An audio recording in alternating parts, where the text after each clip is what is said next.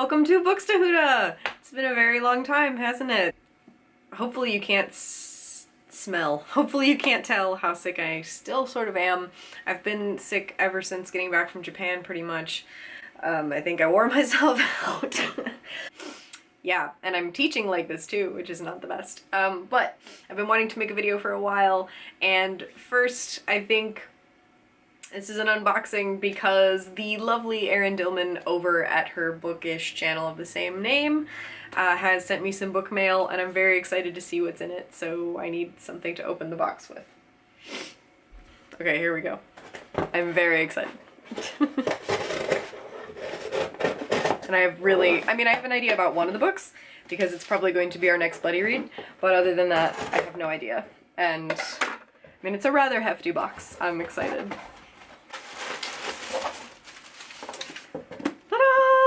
The Night Circus by Erin Morgenstern. This is a lovely book, and it's paperback, which I love.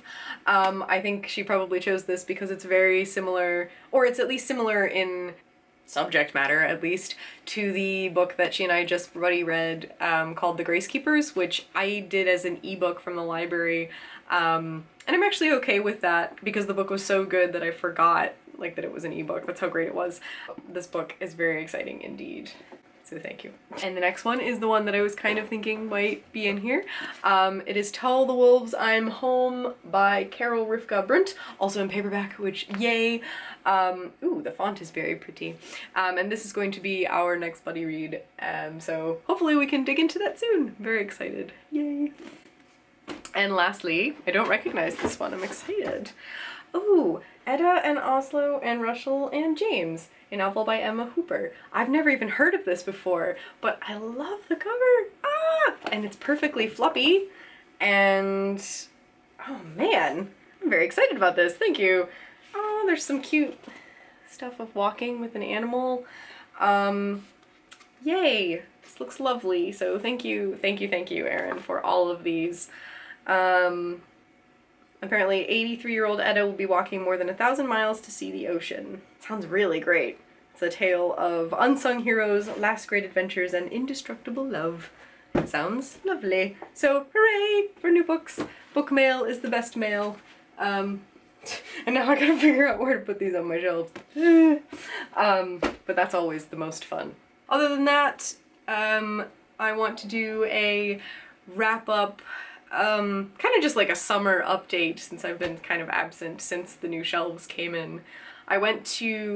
First of all, I went to BookCon, which you may have noticed the vlog for.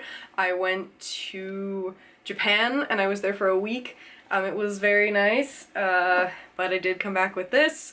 So, and then 3 days later we went to Otakon, which I had intended to vlog, but we were just too busy, then there was really nothing bookish going on, so except it did kind of reignite my love for anime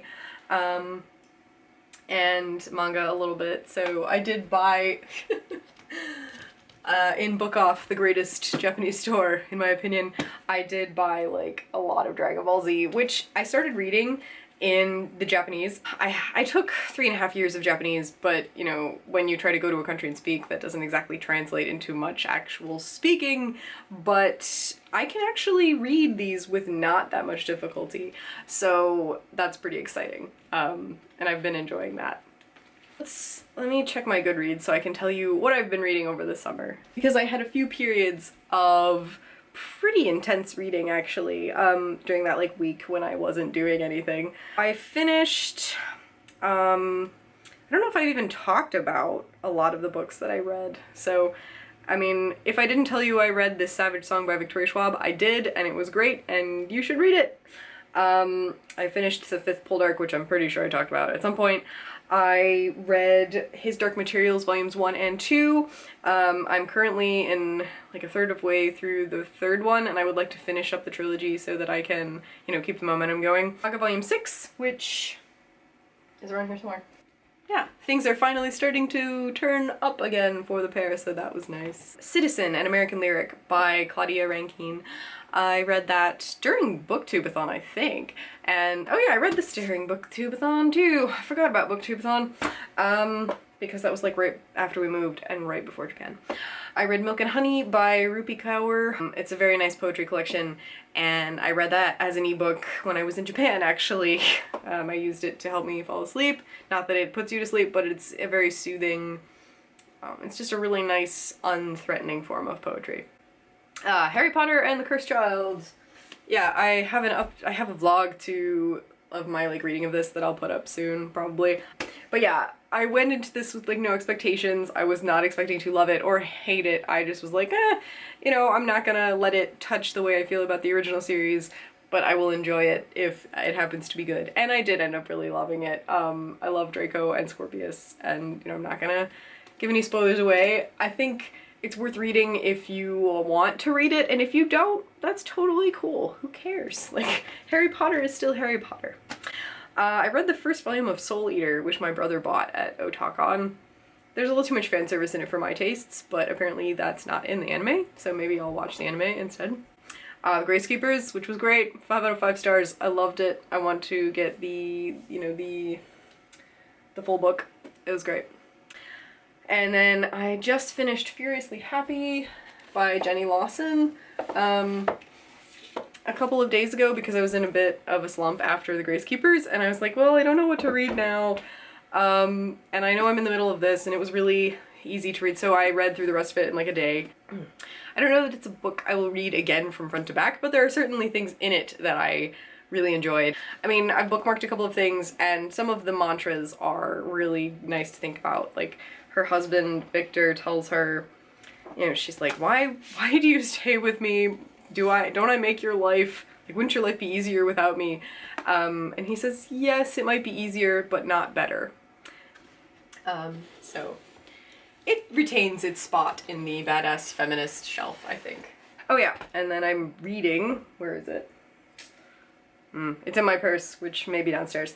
But I've been reading at my father's recommendation The Story of Philosophy by Will Durant, because I have been woefully undereducated about philosophy, partly due to my own just like not caring up until this point, and partly because it wasn't required to take.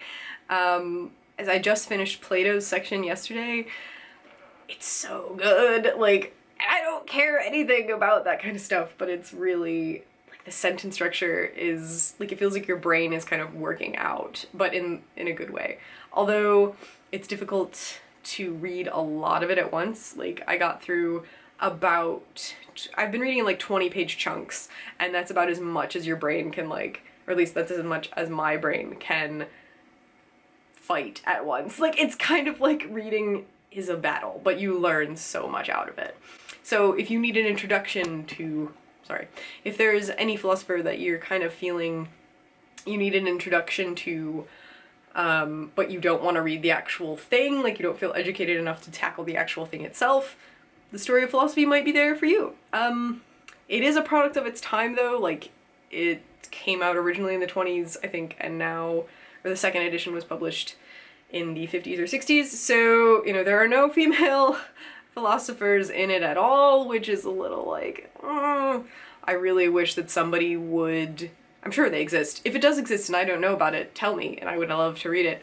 If there is like a feminist scholarship equivalent of that, if there's like here's this person's philosophy, this is the main point that they're making, here's the highlights of what they said, or what they are continuing to say, and then, like, you know, chronologically, because that's what this book is. If there's a feminist equivalent of that, I would love to read it. Basically, if there is a text similar to that for feminism, please tell me about it, because I want to read it. I have been reading The Dragons of the Hourglass Mage, The Lost Chronicles Volume 3. I skipped over Volume 2 because it's all about Kitiara, and I just really don't care.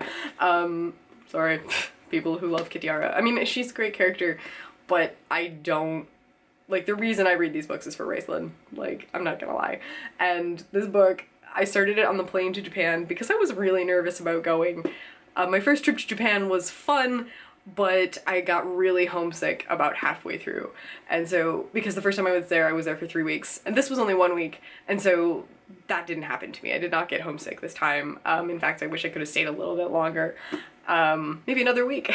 But reading this on the plane ride there really gave me a sense of comfort going into the trip, and then I read it before I would go to sleep at night, in addition to Milk and Honey, and I really, like, I was saving this for the perfect moment, and it was the perfect moment. I'm on page 196, so I'm almost exactly like halfway through, and I may pick it up tomorrow, or I may pick it up in like 3 years. Whenever I need Raceland the most is when I will go to finish this book. If you are in a time of turmoil and you enjoy fantasy, I recommend the original Dragonlance series 1,000,000%, because that's when I originally read it, in a time of personal turmoil. Margaret Atwood is coming to do a talk in Ann Arbor, which is pretty close to, you know, that's within driving distance of me, and I'm going to go hear her speak. The ticket came with a hardback copy of Hagseed, which is her retelling of The Tempest. So I think the talk is on October 21st at 7 p.m. It's at the Liberati bookstore in Ann Arbor, which is a beautiful, beautiful bookstore. Follow them on Twitter if you don't. They post wonderful pictures of their store and of just lovely books and things. I'm really excited to go, but that means I need to read The Tempest first, and I've been wanting to read more Margaret Atwood, because the only Margaret Atwood I've read is Oryx and Crake. So first of all, I want to read The Year of the Flood, and perhaps Mad Adam right after that, but also Handmaid's Tale and, you know, my entire Margaret Atwood shelf. Like, it's ridiculous that I have all of these books and I've only read one of them, but that's okay. I've been watching a lot of great movies. I think I will go get my list. Last year, I started keeping a list of every film that I watched during the year. I designate a new film by highlighting it in pink, and last year I did about half and half. I'll just give you the actual numbers. I watched 59 new movies and 50 rewatched movies. This year, I'm doing far more of the new movies, which has kind of been a goal of this year for me, is to watch new movies. So recently, what have I watched that's been new? I saw Pride and Prejudice and Zombies, which was ridiculous but kind of fun. Me Before You, which was great-ish.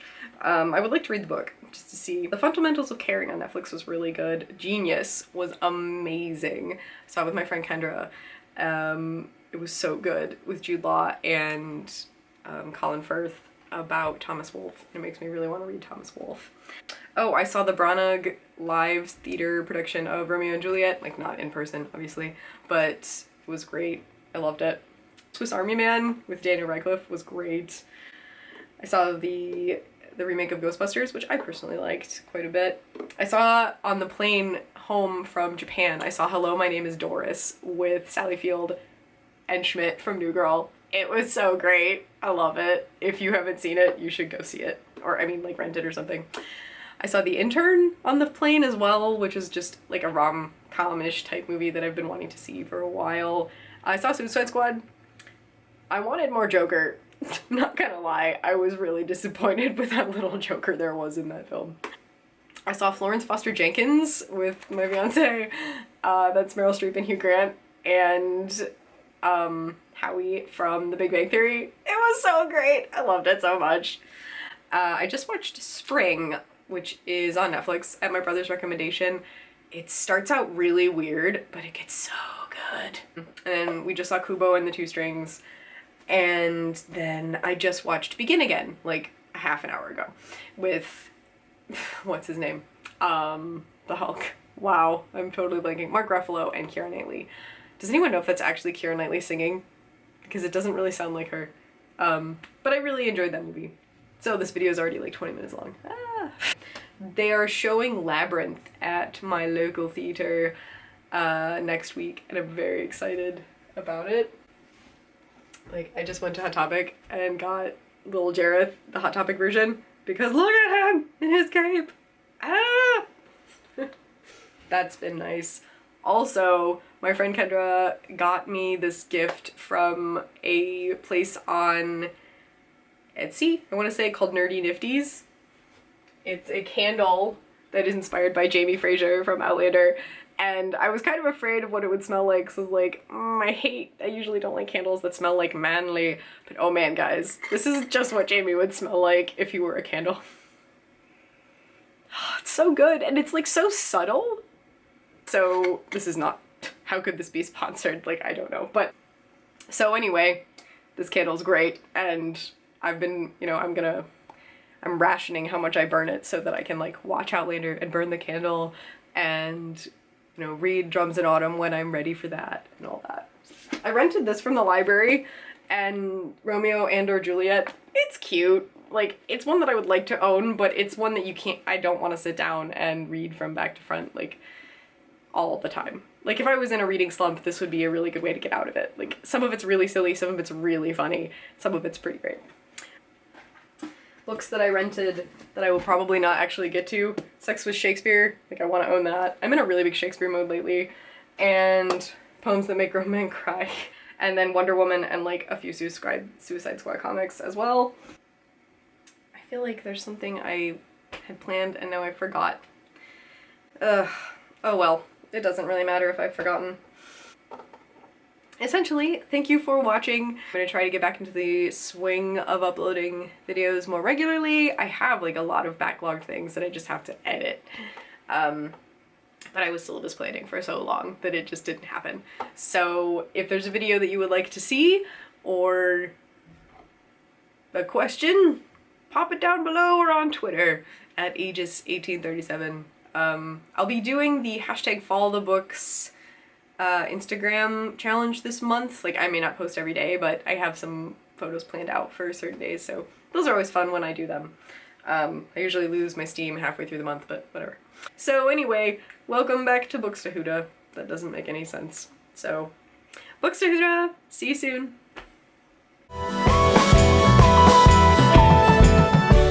Yeah, I was talking for like an hour and a half already today, so this is what I sound like.